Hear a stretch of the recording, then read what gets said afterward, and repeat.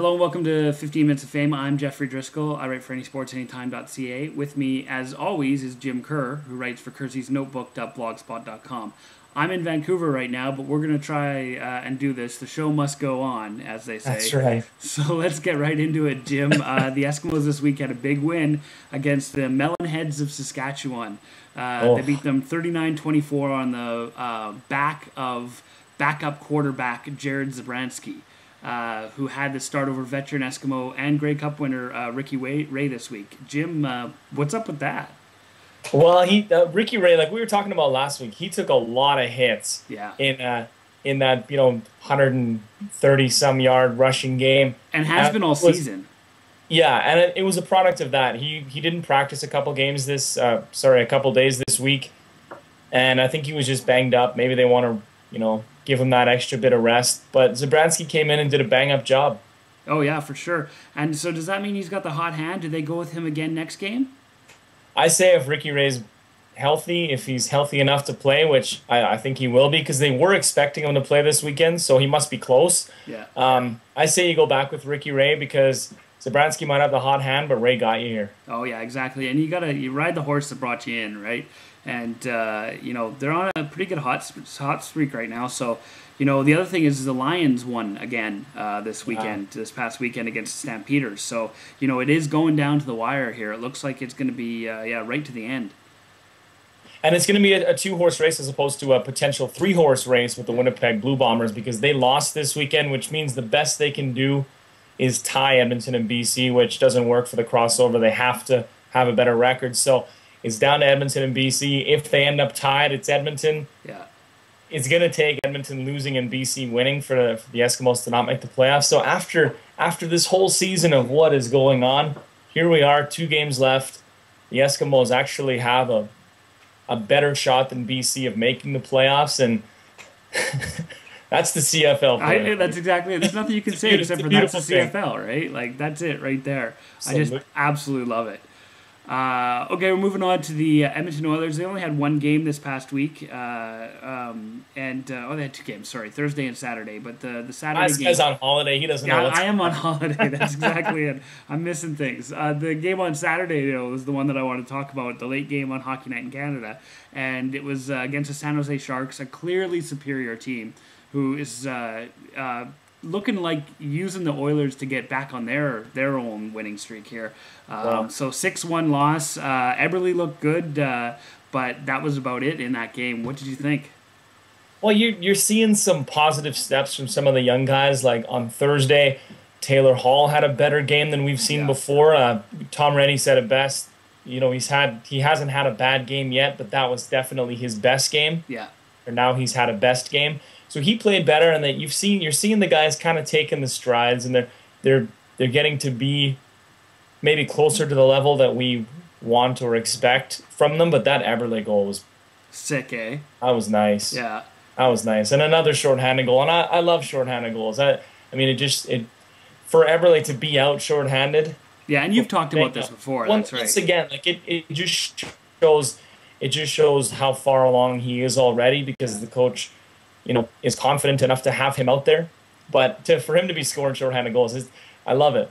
That's awesome. That's exactly. It was a tough game, though. I mean, there was some bad bounces. There was maybe some sloppy defensive play.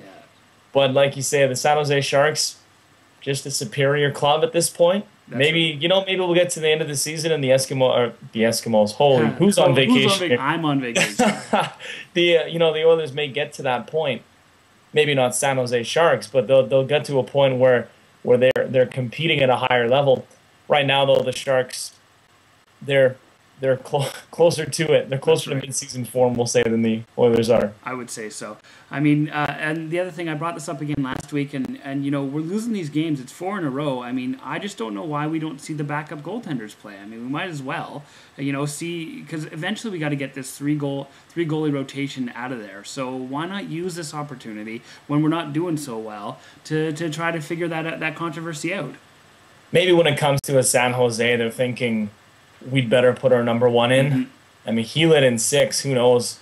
Yeah, what would have happened to Deloria or Dubnik? But I'm sure too. The coaching staff sees each of the 3 goaltenders more than we do, a lot more than we do, and maybe maybe they're looking at it and they're making the decision game by game, and maybe, just based on practice and what they're seeing around the room, and maybe there's some injuries, some slight injuries.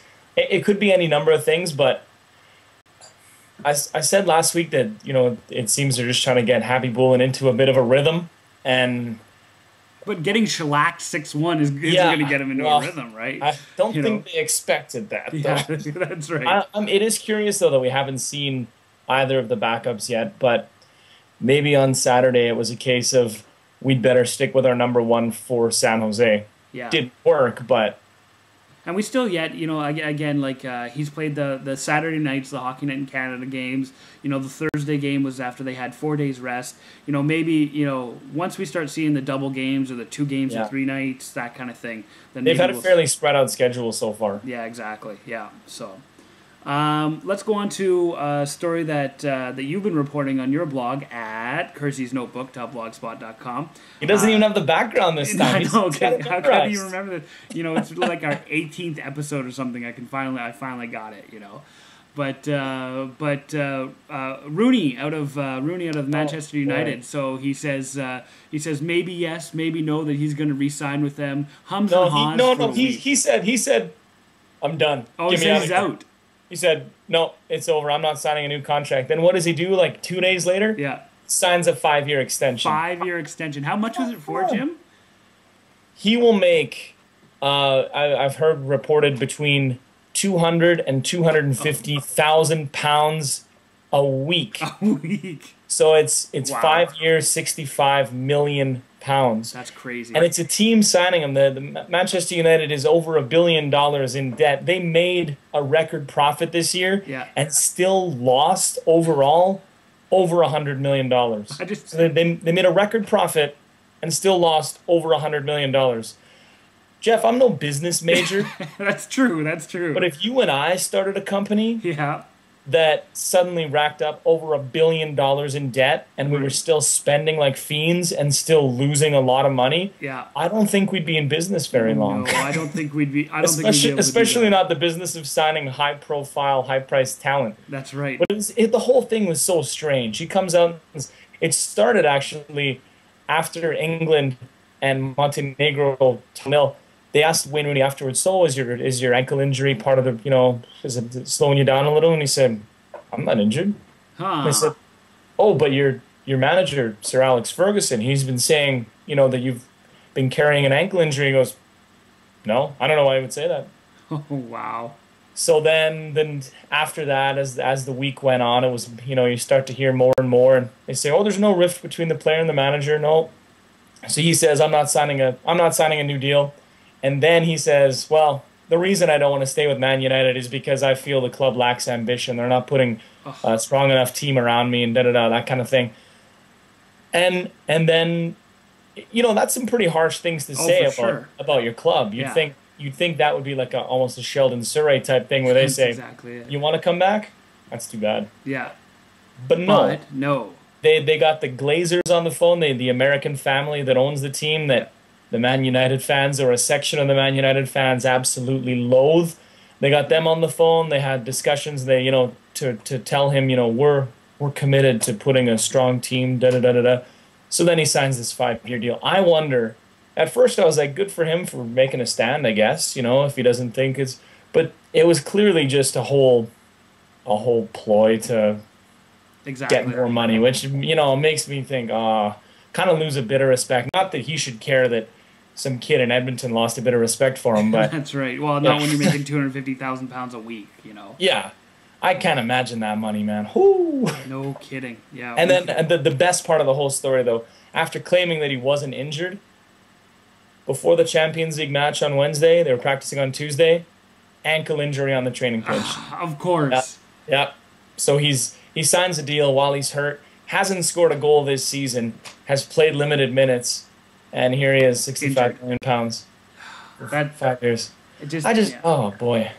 Professional sports, man. I don't know, man. We're in the wrong racket. We're in the wrong racket. We're not making anything. Moving on, the Ultimate Fighting Championship was Saturday night.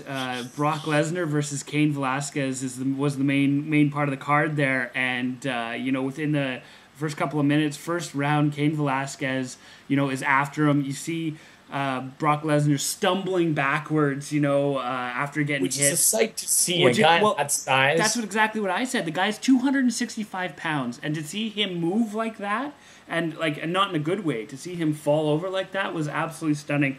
I know the place that I was watching it at, they were just going insane when that happened, and then they did a close-up. And then you see a few more things, but you just see Brock's face just covered in blood, eh? And so, and then sure enough, Cain Velasquez wins the match. But they go and they do this close up right on his face, eh? And on Brock's face, and at that exact same time, the trainer wipes the blood off, and this big gash just opens up on his face, and blood just pours out. Oh, it was something else to see, eh? And I don't know, it was just huge upset, I guess. Cain earned it, but what do you think, Jim?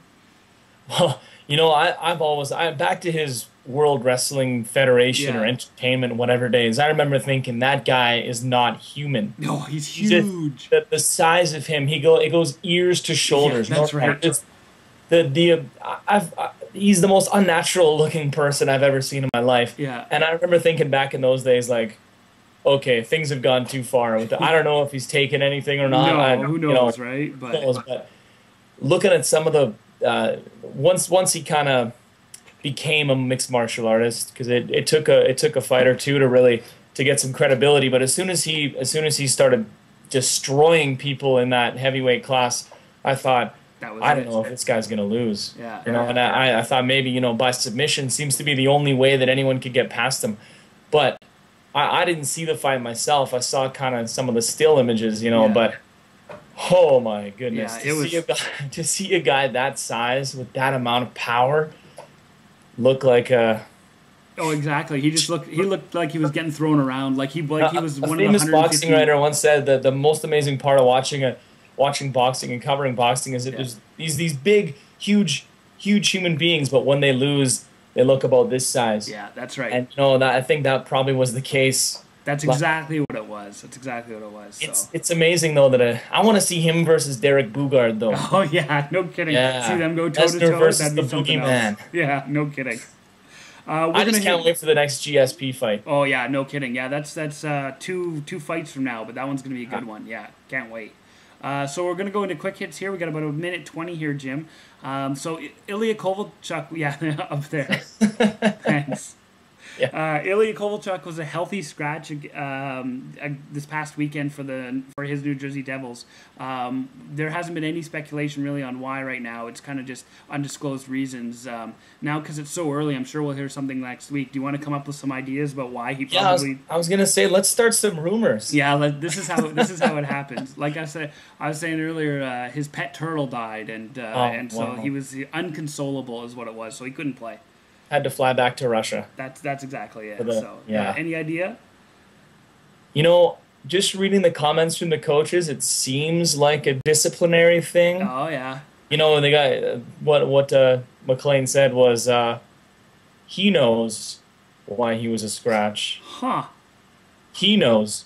Yeah, exactly. So that makes me think it's something that happened. The players don't seem to know, but maybe they've been told not to say anything. Well, that's the other thing, eh? Yeah, but it seems like something maybe, like there was something on the practice ice, maybe something. Could have been. But that's in it. I don't think it's anything to do with the cap. I don't think scratching a guy takes him off the cap for that, because obviously the Devils have had a lot of trouble with the cap so far this season, but that's an interesting one. After all the fuss, was that the buzzer already? That's the buzzer. I was going to let you go. That was the buzzer. I was going to say, all the fuss he's put the team through this summer with the big contract and all that. It's interesting to see him a healthy scratch so early. Exactly. Well, thanks, Jim. Thanks for doing that this. One quick hit. Yeah, that was one quick hit. Our 15 minutes are up for this week. Check us out again next week when we get a whole new 15 minutes. In the meantime, check us out on Twitter at 15minutesYEG. And make sure to check out me at anysportanytime.ca or Kersey's most recent blog at kerseysnotebook.blogspot.com. Thanks again for watching. Check us out on Twitter.